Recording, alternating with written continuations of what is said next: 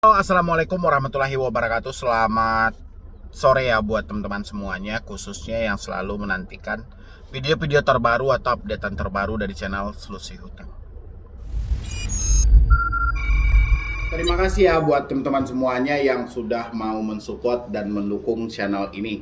Dan kali ini yang mau kita bahas ini sebenarnya email dia mulu ya yang selalu masuk ya. Tapi nggak ada masalah ini, saya rasa juga banyak di luar sana yang mengalami hal yang sama, terutama yang gagal bayar di Adapundi. Mungkin Anda mendapatkan hal-hal seperti ini dan kayak mana sih sebenarnya harusnya kita menanggapi dari email yang masuk atau WA yang masuk berupa ancaman itu ke jalur hukum dengan data palsu menurut versi dari debt collector-nya. Jadi bagaimana seharusnya Anda menanggapi hal ini, saya mau bahas. Dan juga saya sampaikan buat teman-teman semuanya yang mau bergabung di dalam grup WhatsApp, silahkan tinggal klik tombol gabung yang ada di bawah nama channel. Anda tinggal klik di situ.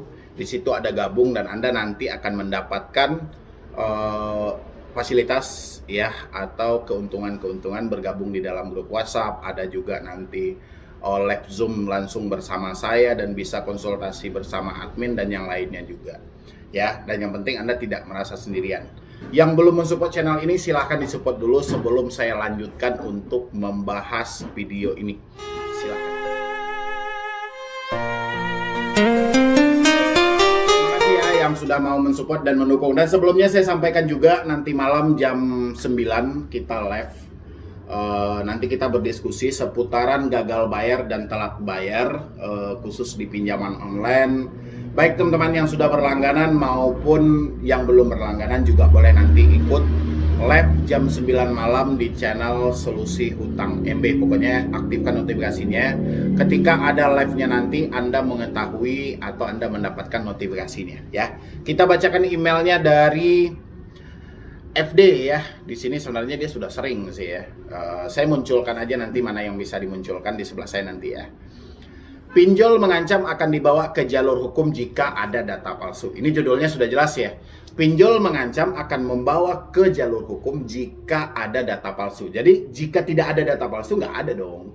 Ya, jadi memang dia sengaja tuh melontarkan Anda akan kami tuntut nih dengan pasal 372, 378 itu kan bagian dari skenario penagihan aja gitu loh. Tapi biasanya dari debitur itu sulit banget untuk memaksimalkan pemikiran dia dalam menghilangkan rasa takut yang ada ya. Assalamualaikum warahmatullahi wabarakatuh. Selamat siang abang, semoga sehat selalu, amin ya. Bang, saya udah 2 kali mendapatkan pesan WhatsApp dari Adapundi dengan isi pesan akan membawa ke jalur hukum jika ada data palsu. Jika ada data palsu ya pastinya akan dibawa dong, akan diproses ke jalur hukum. Jika ada data palsu, kan jika ada. Jadi biasanya orang yang panik tidak penting nih dengan kata jika ada gitu loh. Jadi dia beranggapan bahwa si debt collector-nya bersama pinjolnya akan langsung memproses dia ke jalur hukum. Padahal judulnya sudah jelas. Jika ada data palsu, ya itu akan dibawa ke jalur hukum sesuai dengan pasal yang dia sebutkan. Ini pesan WhatsApp-nya. Yang terhormat, mohon nama saya diprivasikan Bang, oke? Perusahaan PT Adapundi akan menggandeng kuasa hukum untuk segera menindaklanjuti data Anda. Apabila ditemukan tindak pidana pemalsuan data pasal 263 ayat 1 KUHP junto 372 ayat 1 KUHP meliputi alamat rumah, KTP, emergensi kontak, alamat kantor, atau tindak pidana penipuan akan memproses ke jalur hukum. Data Anda lengkap ada di kami, cukup proses data Anda sesuai hukum yang berlaku. Ya wajar dong. Ya, kalau hari ini si debt collector-nya baru melakukan cross check untuk data itu, ya sayang banget gitu loh. Ya harusnya sejak awal ini dilakukan oleh tim analis. Makanya saya bilangin, terkadang debt collector yang melakukan ancaman tanpa memikirkan bisa nggak ini ya kira-kira orang ini. Dan biasanya kalau dari si debitur yang mereka ancam ini selalu berhasil nih. Tapi kalau orang di luar dari yang berhutang karena tidak ada tekanan batin, tidak ada rasa bersalah, dia bisa menilai ini, wah ini bagian dari penagihan aja nih gitu loh. Harusnya kalau mau cross check data ulang lagi, periksa data ulang lagi, harusnya sejak awal ini dilakukan.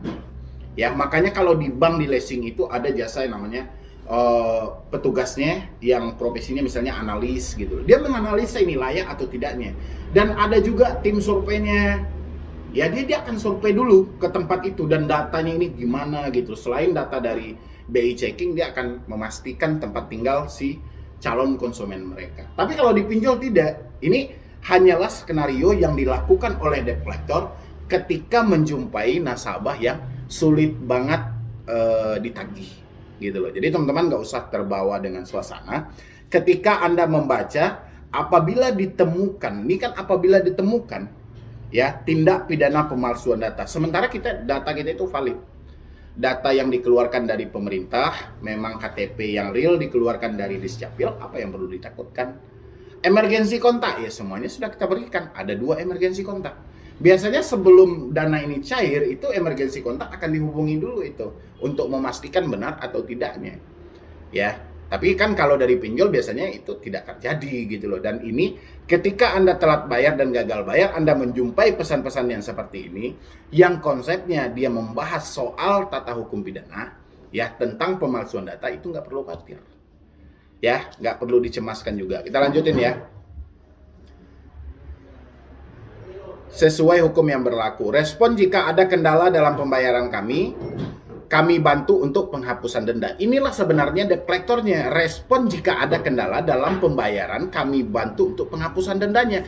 Inilah sebenarnya debt collectornya. Jadi poin yang di atas apabila ditemukan itu hanyalah bagian apabila ditemukan.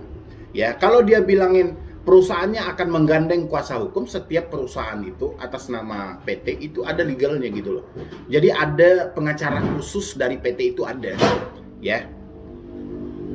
Oke, dari pesan WhatsApp ini saya respon dan saya berkata jujur dengan kondisi saya sekarang. Nanti saya tampilkan screenshot WhatsApp-nya saya dengan Adapundi. Yang saya tanyakan, apakah ada keadilan dari pemerintah atau pihak OJK untuk debitur yang gagal bayar, yang mana pihak pinjol sampai ingin membawa ke jalur hukum bagi yang gagal bayar. Dan jika dari pihak pinjol manapun tidak sesuai SOP dan kinerja, apakah akan kena hukum dan sanksi? Apakah ada perlindungan hukum bagi yang tidak mampu? Ya. Dasar hukum dari ketidakmampuan Anda membayar hutang itu diatur dalam tata hukum perdata. Ya, sesuai dengan hukum yang ada di negara kita. Jadi seluruh hutang piutang itu mengarahnya ke perdata dengan prestasinya. Ya. Sekarang Anda menemukan bahwa Anda akan diproses sesuai dengan kata si debt collector-nya, bahwa Anda akan diproses ke jalur pidana kalau jika ditemukan ada data palsu. Ya. Kalau tidak ada bagaimana? Ya. Setahu saya orang yang meminjam itu kecuali yang menggunakan jasa joki ya, itu nggak ada yang memalsukan data, semuanya data real dan data asli mereka. Kecuali yang menggunakan jasa joki itu memang sudah disetting dan disandiwarakan. Kalau si pinjolnya bingung cara memprosesnya, saya juga mau itu membantu untuk prosesnya gitu loh. Karena memang sejak awalnya itu mereka sudah men-setting data itu gitu loh. Jadi memang tujuan mereka adalah merampok. Ya, tapi biasanya mereka itu hanya mengarahkan ke pinjol-pinjol ilegal, bukan pinjol legal. Tapi walaupun ilegal, tetap aja konsepnya adalah mencuri kan, yang bukan milik mereka. Jadi di-setting gitu. Tapi kalau dengan hal ini, itu si DC-nya hanya mengucapkan apabila ditemukan saja. Apabila ditemukan. Ya, bagaimana kalau tidak ditemukan? Dan nggak harus juga dong Anda takut gitu ya. Habis itu yang saya tanyakan, apakah ada keadilan dari pemerintahan atau pihak OJK untuk debitur yang gagal bayar? Oke. Selain ada kesalahan dari pihak pinjolnya, ada juga kesalahan dari pihak si debitur. Ya, memang kebodohan Anda atau kebodohan masyarakat Indonesia dimanfaatkan oleh mafia-mafia yang akan mencari keuntungan dari diri Anda gitu loh. Ya, salah satunya dengan penerbitan pinjol, P2P, era digital gitu loh. Ini memanfaatkan satu kebodohan Anda gitu loh. Satu kelengahan, karena dia tahu watak dari orang Indonesia itu adalah malas membaca dan malas memahami.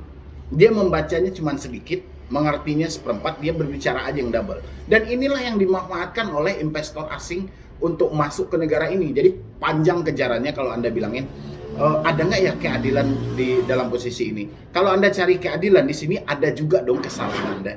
Selain kesalahan yang terjadi dari pinjol, kesalahan yang terjadi dari si debitur juga ada.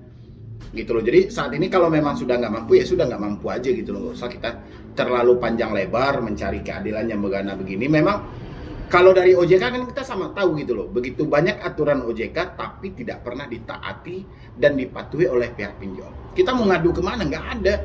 Ya, satu-satunya kiblat dari perbankan yang ada di Indonesia itu adalah OJK. Sekarang OJK itu kehilangan fungsi dan kehilangan solusi untuk mengatasi pinjaman online. Makanya solusi ini itu ada dalam diri kita. Kalau mampu bayarkan, kalau tidak ya sudah. Tinggal kita menghadapi serangan, baik serangan internal dari pinjol maupun eksternal dari pinjol. Itu aja, kayak mana membuat Anda stres gitu loh. Ya. Habis itu pemerintah atau pihak OJK debetur yang gagal bayar, di mana pihak pinjol sampai ingin membawa ke jalur hukum bagi yang galbay. Itu cuma cerita ya, dan faktanya nggak ada. Jika dari pihak pinjol manapun tidak sesuai SOP, OJK telah menerbitkan tuh ada 3 larangan yang tidak boleh dilakukan oleh debt collector. Pertama, melakukan penagihan dengan mempermalukan. Kedua, melakukan penagihan dengan menggunakan ancaman, baik ancaman fisik maupun ancaman verbal gitu loh. Dan kalau ini kan sudah melakukan pengancaman, ya, memberikan tekanan gitu loh. Jadi memang dilarang, cuman siapa yang mau kita ajukan prosesnya? Kalau di report ke asosiasi, pasti asosiasi bilang, "Oh, ini bukan dari P2P." Dikonfirmasi ke pihak Adapundi pasti bilang, "Ini bukan dari kami," gitu loh. Ya, jadi kalau Anda mau itu jalurnya ada, Anda coba report dulu ke OJK, report dulu ke IPI, nanti Anda dengarkan tuh jawabannya seperti apa. Ya. Mohon pencerahannya Bang dan menanggapi pesan WhatsApp ini. Oke, jadi kurang lebih dari saya cuma seperti itu. Intinya tidak ada yang perlu Anda takuti, tidak ada yang perlu Anda cemasi. Teman-teman yang lainnya juga seperti itu. Yang gagal bayar di aplikasi yang sama, jangan terlalu dicerna mentah pesan WhatsApp yang masuk dari pihak-pihak pinjol gitu loh. Tapi lihat dulu apa sih kalimat-kalimat yang digunakan dan di mana letak fungsi dari si penagih itu. Ya, mungkin dari saya cuma itu aja. Terlebih dan terkurang saya mohon maaf. Pokoknya nanti malam jam 9 malam kalau saya tidak ada halangan yang mendadak, insya Allah saya akan live jam 9 malam. Anda bisa aktifkan notifikasinya. Kita berbincang atau berbicara lebih detail lagi dan lebih jauh lagi soal gagal bayar di pinjaman online menjelang akhir tahun. Ya, yang penting aktifkan notifikasinya supaya Anda mengetahui ketika ada live. Jadi sekian dulu dari saya, Medi Broni. Wassalam.